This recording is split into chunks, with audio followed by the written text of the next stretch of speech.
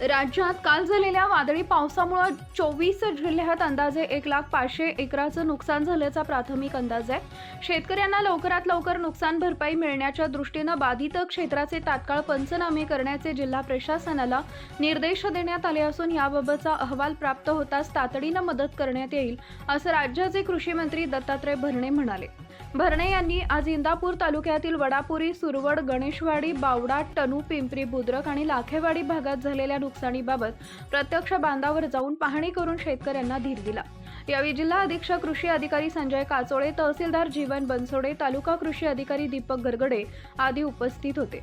श्री भरणे म्हणाले, हवामान बदलामुळे झालेल्या राज्यात वादळी पावसामुळे शेतकऱ्यांचे मोठ्या प्रमाणात नुकसान झालंय।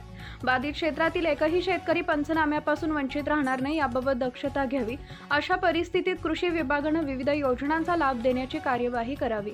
नैसर्गिक संकटात शेतकऱ्यांनी खचून जाऊ नये। राज्य शासन आपल्या पाठीमागे खंबीरपणे उभे आहे, असंही भरणे म्हणाले।